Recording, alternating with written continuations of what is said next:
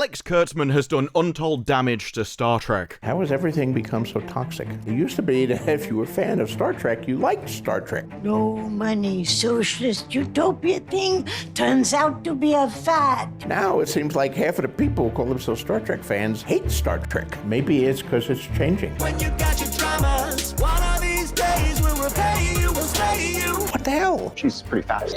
They're fast. They, not she. I've never felt like a she. Whether that be through Discovery. This conversation's over. This is the end of the conversation. Captain, if I could. You can't. Right, but I have this. The conversation's over. Or Strange New Worlds. The logical move would be to surrender. I think there's more to life than logic, and so I suspect you. I'm Captain Christopher Pike. That's me. Computer and program? Never mind. The content has been constantly getting worse. Pew, pew, pew button. I don't see a pew pew pew button. Just hit them all until it goes pew, pew. This is from a man who seems to understand Star Trek. He can describe it when asked. To love Star Trek is to love abstruse science, cowboy diplomacy, complex moral dilemmas, and questions about the meaning of existence. It's ultimately a show about the most amazing vision of optimism ever to be put on screen in science fiction. All you need is 2 minutes on the news to feel hopeless now. Star Trek is honestly the best balm you could ever hope for. But despite this, none of his shows match what he's talking about. On your knees, Spock. And many people may say Star Trek is dead already, but I question how it can be, when it's about to get much, much worse. Okay, ladies, now let's get information. I say. Unless you believe in necromancy, in which case, fair enough. Because at SDCC, we got a load of trailers and panels describing what's next for Star Trek. You may have thought that Paramount was about to run out of money. Oh no. They are doubling down on everything Kurtzman. Because on the one hand, we have Section 31, and on the other, we have the King of Cringe. Actually, I'm not sure I could use that title. It describes them both. How did they describe it again at SDCC? Why don't we just say that it's the first live-action Star Trek comedy? I think we'll start with that. Section 31 can come afterwards, because if I have an aneurysm talking about it, I won't be able to finish the video. The live-action comedy panel was a disaster right from the start. Remember how that lady was like, yo, we need some more black people, Star Trek? Yeah, that's what she said verbatim, That was interesting. We've already got a level of the comedy which is going to be told here, and I use comedy not only in inverted commas, but also with every ounce of English condescension I can physically manage. This is going to be the level of comedy. It's an interesting thing that she brought up. Yeah. Right? It was interesting. Alex, don't you think that's interesting as well? I think it's really interesting. The entire panel is done this way, and they keep referring to the fact that we're going off script here. And now this is super off script. I do want to say one quick thing about my friend Alex here. This is scripted. This is their comedy. This is what they think is funny. We are really aiming at that 69 IQ demographic, aren't we? You know, the only 69 in the entire universe, which isn't nice. All right, guys, got something to tell you. Tawny and I are pregnant. Wait, what? You have to remember, all of this is done in front of a live audience. It should have a built-in laugh track. Still not funny, even when they're telling you when to laugh. Many people have said that The Big Bang Theory is a show about clever people, written by stupid people, for stupid people. I think this is worse. I gotta say, dear white people, whether or not you're afraid of the title, I don't know, what y'all been watching. Oh yeah, sorry, did I forget to mention that? This is from the writer of Apparently Dear White People. The show is racist. Black people can't be racist. Racism describes a system of disadvantage based on race. Oh, sorry, are you afraid of the title? I'm not afraid of it, I just think it explains everything I need to explain about you. The title is basically intellectual shorthand for you're a and as ever, we find out what's really important about Star Trek to them. They've obviously been fans their entire life. These are the biggest Trekkies you're gonna find this side of the universe. Plus what, like, new fan doesn't dream of writing Treks? New fan. When they get surprised, they start swearing in Klingon. I don't really do hour-long. It's not my wheelhouse. It's not my genre. I love half-hour. And so obviously, in their TV show, what they want to bring is an authenticity to the Star Trek universe. I just feel like I've never been more ready to put my stamp on this universe.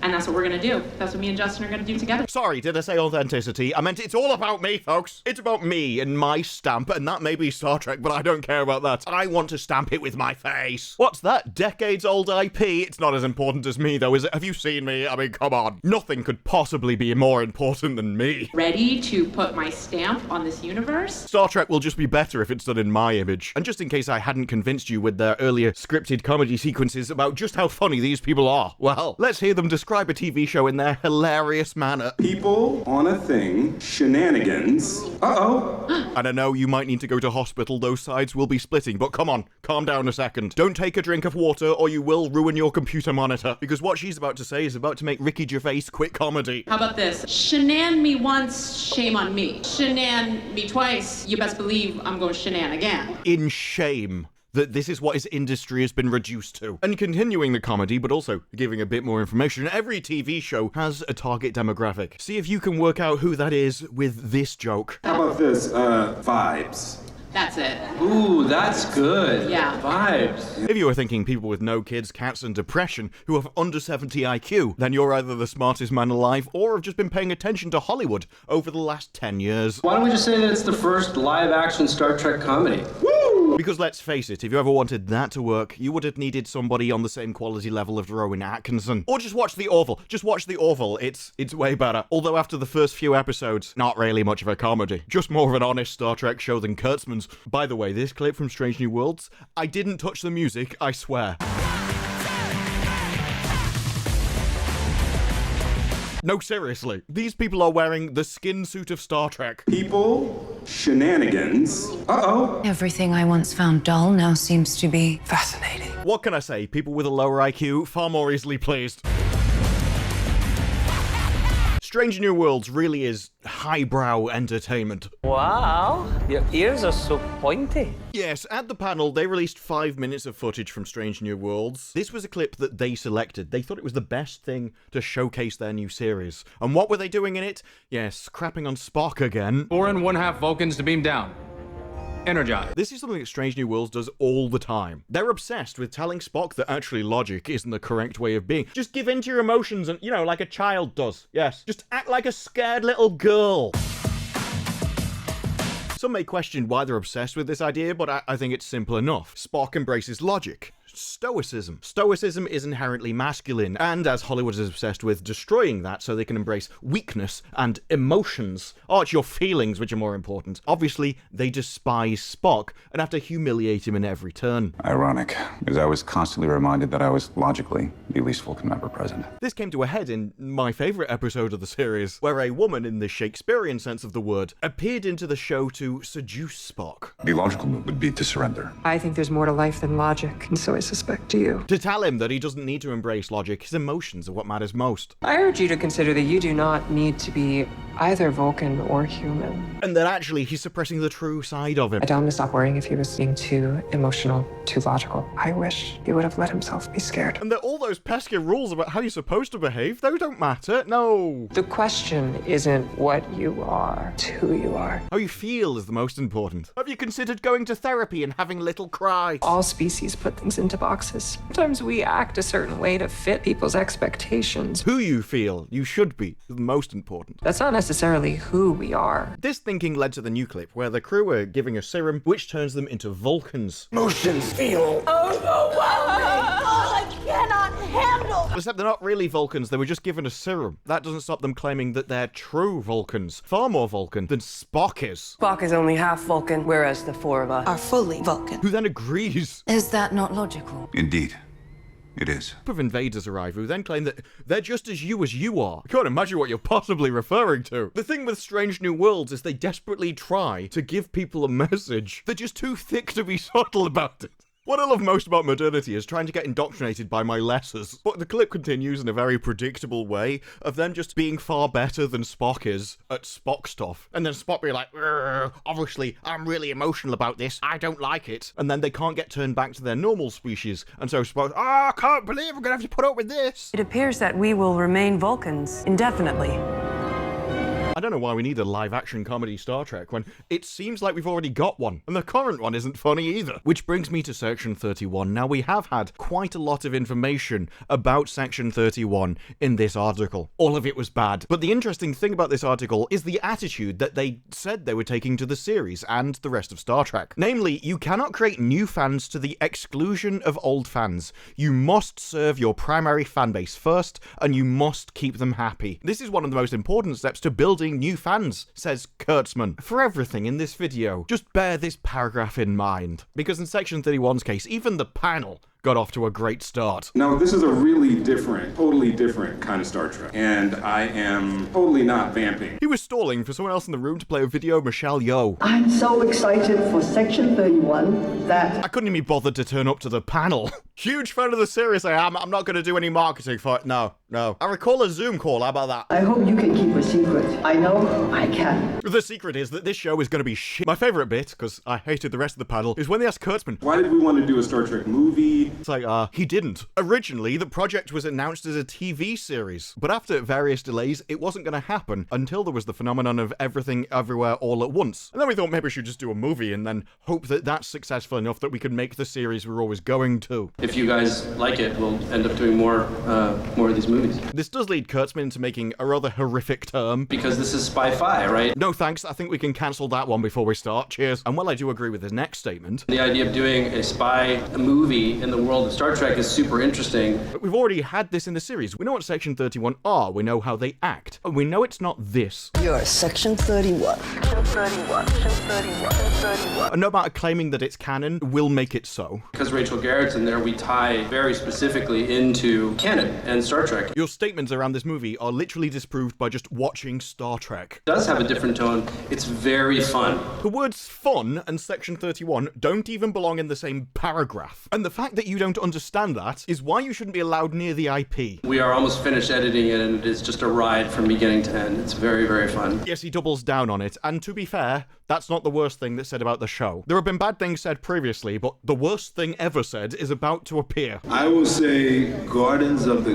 Galaxy on steroids. Describing anything related to Section 31 as Guardians of the Galaxy 3 on steroids is like watching CW Flash with the intro, "I'm Barry Allen, the most retarded man alive." There is humor. You have a love story somewhere in there, if you guys want that. The show has humor and a love This is supposed to be Section 31. It's supposed to be a spy show. And not only do you completely not understand what Section 31 is, I'm not sure you even know what a spy show is. If you're going to make a spy show, you should at least be forced to watch Spooks on the BBC. It had a horrible tagline, MI5, not 9 to 5, but it was an excellent show. Instead, we've got Guardians of the Galaxy 3 and a comedy. What do you want to bet the odds are it's not funny? I've never done stunts like I've done in this movie. Fighting, jumping, sitting down. Or Star Trek. Yes, it's going to be a messy Star Trek. And what Alex and Tunde wanted from us was to make a messy version of the Star Trek world. And so what you have is a beautiful mess. That's what you associate with Section 31, right? Messy. These are the people that most of the Federation had never heard of.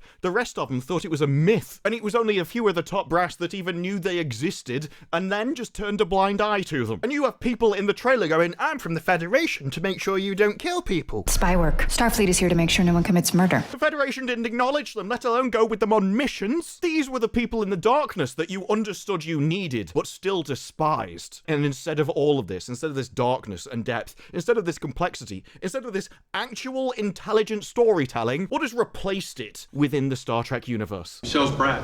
You heard it here, guys. Michelle is Brat. Yes, Michelle is Brat. The main actress is Brat. I don't have enough condescending bile to give that statement the weight it deserves. This show might be the greatest example of perfect disaster, made by people that don't even understand what it is, created from a series that was cancelled just because somebody won an Oscar, and put together by seemingly imbeciles, while revolving around a topic that's so deep it's simply beyond them. These people are incapable of understanding the content that they're trying to make, trying to replicate, and a main actress who doesn't even understand the role she's playing herself. Section 31, a spy thriller that the Oscar winner characterizes as Mission Impossible in space. Section 31 is not Mission Impossible. It's nothing like Mission Impossible. And so I'll leave you with Past Me, because quite frankly, I don't think I can give a better explanation than I've already done. Mission Impossible itself is very much just good versus evil. There isn't really moral quandaries involved, certainly not contemplating the meaning of existence. The issue is, Section 31 is a moral quandary. That's the only reason they exist as a plot point. I admit it takes exceptional people to do what we do. Yes, the kind of cool spies and stuff, but the idea is, what happens if you have the Federation, something which is incredibly principled and stands by it? We believe in the same principles that every other Federation citizen holds dear. How does that survive in a world of darkness? And yet you violate those principles as a matter of course. in order to protect them. Does it need monsters lurking in the shadows who are willing to get down in the filth to create a world that they could never live in? We deal with threats to the Federation that jeopardize its very survival. Michelle's Brad. You heard it here, guys. Michelle is Brad. This is the kind of question you also saw in other things, like Serenity. It's like, well, what will you ever do if you create your utopia? Well, the guy creating it couldn't live in it. Because you can have your high and mighty principles, but at some point you're going to run into people who don't care. If you knew how many lives we've saved, I think you'd agree that the ends do justify the means. And when you run into a monster, it might be necessary that somebody is willing to get down in the dirt and fight them. God's sake, help us. People are going to die. And yet somehow, I just can't seem to care. Rather than having the rest of the leadership going, I would rather lose than engage in behavior that makes me the same as them, I won't be dragged down to their level. Bound by my oath and my conscience to uphold certain principles. Section 31 were the ones that went, I will. How many lives do you suppose you've saved? Do you suppose those people give a damn that you lied to get into Starfleet Medical? They will sacrifice their morality so that you can keep yours. That is one hell of a moral quandary. I'm not afraid of bending the rules every once in a while if the situation warrants it. And I don't think you are either. Should you allow them to exist, despite the fact they contradict your morality, because without them, you couldn't have it in the first place? You make it sound so ominous. Isn't it? You function as judge, jury, and executioner, and I think that's too much power for anyone. All of this is wrapped up in Section 31, and then the main actress comes out and goes, well, you know, it's like Mission Impossible in space. I'm not saying that the people currently in charge of Star Trek are shallow and low IQ, but some people might. Some people might. I think I just had a mental break. Wait, why is she talking to Bane in this picture? You think bad television is your ally, but I was born in the television, molded by it. The Black Ops organization has been controversial. Not with me though, I like the stories, but I've always liked the whole, if you want a paradise, then something has to underpin it, and it's not going to be something of that paradise. Because it doesn't matter how good you are, there is going to be a darkness that wants what you have. Someone is going to have to fight it. We deal with threats to the Federation that jeopardize its very survival. It's like the Prime Directive. Just because you won't mess with the planet doesn't mean that your enemies won't, and then get them to turn against you. Places like Section 31 are your defense against that. The concept is almost antagonistic to the values of Star Trek. We believe in the same principles that every other Federation citizen holds dear. That's exactly the point. That is the complex moral dilemma. That is why Star Trek is good, because it builds in these kind of questions. But he saw Section 31 as an opportunity to broaden what Star Trek is, while embracing the radical inclusivity at the heart of the franchise. That's not what Star Trek is about. The Federation isn't even inclusive. It's actually very exclusive. Inclusivity is the destruction of standards. The Federation had standards like the Prime Directive. There are many Star Trek episodes where it's like, we want to join the Federation. Like, well, you can't do that. You're concerned that the cats are going to be admitted to the Federation. I think I can promise you that is not going to happen. Well, but why? Well, you're going to have to obey this rule, this rule, this rule, this rule, this rule. And if you don't obey these rules, you're not coming in. A deeply troubled world. Social, political, military problems that they have yet to resolve. Michelle's Brad. You heard it here, guys. Michelle is Brad. Radical inclusivity would be, yeah, sure, we'll have anybody. That would also include Section 31. Section 31 wouldn't be in the darkness under radical inclusivity. Like, you know, we'll embrace evil too. What's that? You have no intention of following the Prime Directive? That's okay. We'll still have you in the Federation. Driven by suspicion, deviousness, and paranoia. What a load of nonsense. Who is that Sweeney? Who's Sweeney? Screenwriter Craig Sweeney. Oh no. So the screenwriter for Section 31 is under the impression that Star Trek embraces radical inclusivity, and he's going to be putting that into the entire movie. It is the opinion of this officer that they are not ready for membership. That's what they're embracing. How are you supposed to have something about the most complex moral dilemma in Star Trek and not understand what Star Trek is? And likely won't understand what morals are either. This argument is basically the same one that I keep using in clips. Star Trek was woke from the beginning, you know? Yeah. A little bit more diversity and everyone's kicking off about it. Maybe it's not the fans which are the problem. Maybe it's your complete inability to understand Star Trek that you're making, which is the issue. Famously, there's a spot for everybody in his utopia. Yes, which includes being outside the Federation. Driven by suspicion, deviousness, and paranoia. So what would you do to the people that don't quite fit in? It is the opinion of this officer that they are not ready for membership. Do you mean like all the people they wouldn't allow in the Federation? The Borg aren't joining the Federation, nor any of the people that practice things like the ownership of people. But I didn't want to do backbiting and shades of grey. I wanted to do it where the people were on the edges, out in the field, on the margins. you might say. I have a feeling I can see where this is going. No one will get specific about budgets, but Kurtzman says that Section 31 costs so much less than you'd ever make a Star Trek movie for, because Paramount doesn't have the money anymore, and Kurtzman's failures haven't helped that. Kurtzman always references $100 million movies, so we just have to reverse engineer how to do that without money. We don't have this money or time, so how can we do that? Season 3 of Discovery was exciting, because every time we would make a decision, we would say, and now that's canon, you self-aggrandizing tart. I really like doing this season because I got to write canon. I just feel like I've never been more ready to put my stamp on this universe. And that's what we're gonna do. That's what me and Justin are gonna do together. Is it any good or worthy, or should we be doing it? That doesn't matter. I've given myself the power and I'm gonna make the most of it. If Roddenberry's conception of an egalitarian future, it wasn't egalitarian because everyone wasn't equal, they didn't even treat everybody as equal. An engineer isn't the same as a pilot. Equal means everybody's the same. Star Trek never treated everybody as if they were the same. Driven by suspicion, deviousness, and paranoia. They treated you based on your actions. A deeply troubled world. Social, political, military problems that they have yet to resolve. They treated you how they thought you deserved. Opinion of this officer that they are not ready for membership. And the Borg deserve different treatment than Bajor because they act differently and they're not equal. Star Trek is a franchise which is literally too highbrow for the people currently involved in Hollywood.